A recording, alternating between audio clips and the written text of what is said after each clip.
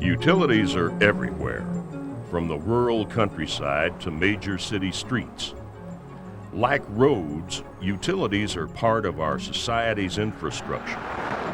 So it's logical that the paths of roads and utilities are often going across. And if you mess with them, you could find yourself in a lot of trouble. Every time you get to a new job site, first ask yourself, where are the hazards? Look around. There'll be a lot of moving hazards coming at you, like traffic and pedestrians. But you have to look at other levels too, like above and below you. These hazards can be more dangerous because they don't move, and they're easy to forget about, especially when you're concentrating on other things, like getting the job done. Look at the overhead power and communication lines. How high are they? When your dump truck box is up, will it clear them? How about your excavator arm or your crane boom? Use a spotter on the ground to help guide you around them. And which lines are communication lines and which one's electrical power? Do you want to risk touching one to find out? You'd better know the dangers before you start moving your equipment in. Sometimes overhead lines are hard to spot when they're in the trees, and if they're out of sight, they're out of mind. Don't be taking out a tree to find out there's a hot power line running through it.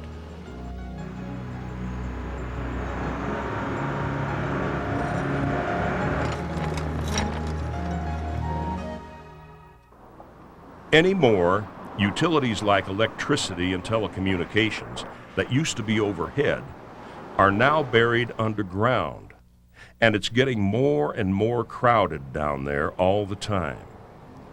Here's where your worst nightmares are, because even though you know they're there, you can't see them. What's worse is not having any idea of what's there. If you're going into an area at the start of a project and you don't see utility markers or signs, don't assume they're not there. They may not be in your immediate area, but most likely they are going to be somewhere close by. Check with your project supervisor to be sure they've called One Call. One Call is a center for contacting all the utilities by you just making one telephone call. In most states, this is not an option. It's required by law. Contractors are responsible for informing all utility companies of where they're going to work in an area, and One Call will do that for you. The utility companies will then come out and identify the location of their utilities. If they're going to be directly in your way, they may be able to reroute them. If they can't reroute them, you'll have to work around them carefully. The utility company locator flags are color-coded. Each color represents a different type of utility. Get to know what utility belongs to each color, so you know what you're getting into at a glance. It's also good to remember that locator flags are only guides. They can be off by as much as 18 inches or more on either side. And they don't tell you how deep it is either. It can be a real guessing game, but you need to know these things before you start bringing in the heavy equipment. Locator flags also don't tell you if abandoned lines are buried there. If you unearth a utility and think it's what was marked, think again. It could be an abandoned line that's been replaced by a live one that's still buried out there.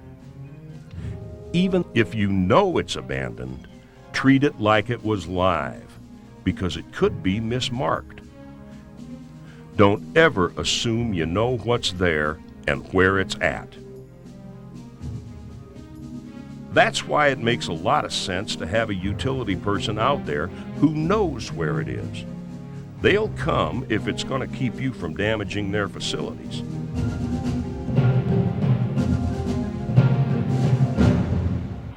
So, what kind of damage and hazards am I talking about? Why is all this care so important?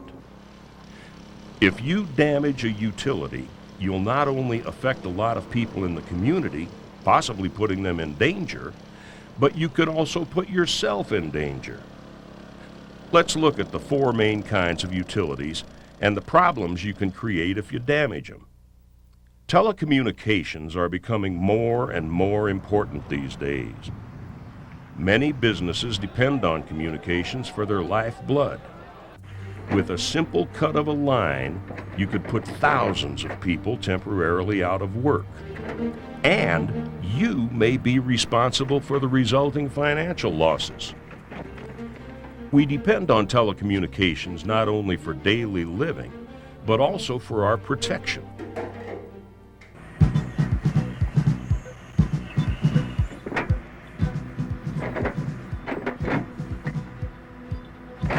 Emergency 911 phone lines can be cut just as easily as any other kind of cable or phone line.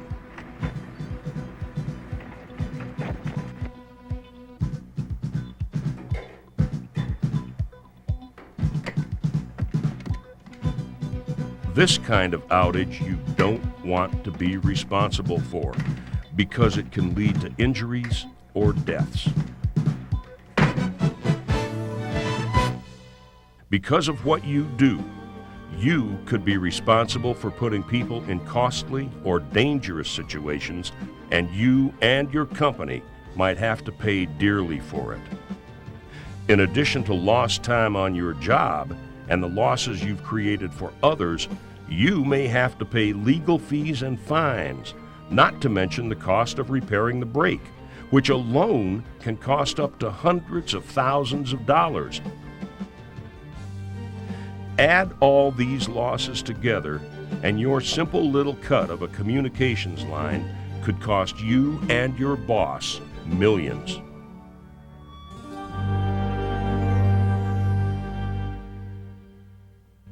Cutting electricity to a community can affect the lives of many people. Power loss to airports trying to control planes in the air, power loss to hospitals and emergency rooms, power loss causing expensive downtime for dozens of businesses and industries. But the seriousness of an electrical break comes back to you because you can be electrocuted.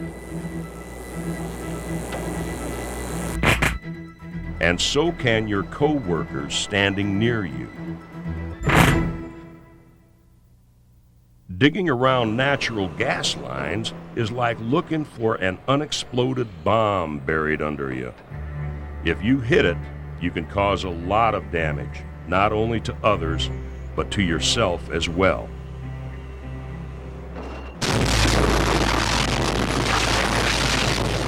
The shutoff of gas to business, industrial, and residential customers can create a huge monetary loss and also create safety hazards. When pressure is restored, gas valves may fail.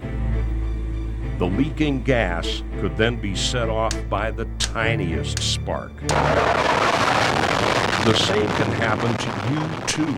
A single spark would likely kill you and probably others 100 feet away. That's if you break the pipe. But even if you just scratch a gas pipe, you're not out of trouble. You've got to inform the gas company immediately. If it isn't fixed right away, it's like you've activated a time bomb. Years after you've gone, that scratch could become a leak, resulting in an explosion out of nowhere and possible loss of life. Breaking into a water main can be a pretty messy operation, but you still have to deal with it. You might think it's only water, but think again. The loss of it to users can cause some serious damage that you'll be responsible for. We depend a lot on water, not just to drink, but also for important health reasons. And think about the possible loss of life if we don't have dependable fire protection. When you're working around a water main, don't forget, the water pressure inside is very high. Sometimes the slightest scratch or vibration can let loose that pressure, and it can blow you away.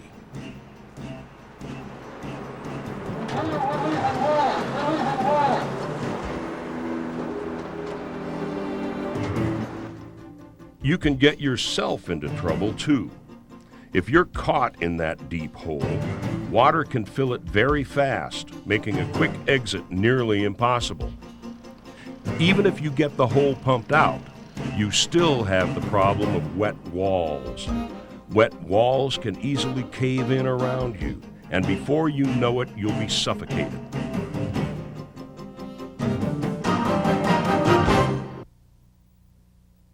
Unlike water, raw sewage is not under pressure, but it can cause serious health problems.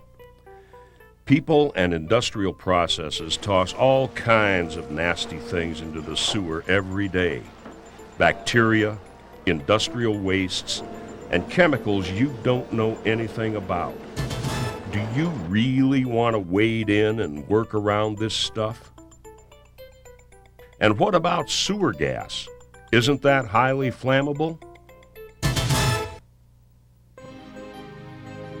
Utility companies have a big investment in their facilities and resources. They want to make sure you don't damage that investment. Often, they'll bury a warning tape or ribbon to warn you that you're getting close. But don't expect that ribbon's going to be there every time. Some lines were buried long before warning tapes were thought of. If you have a question about a utility, call them.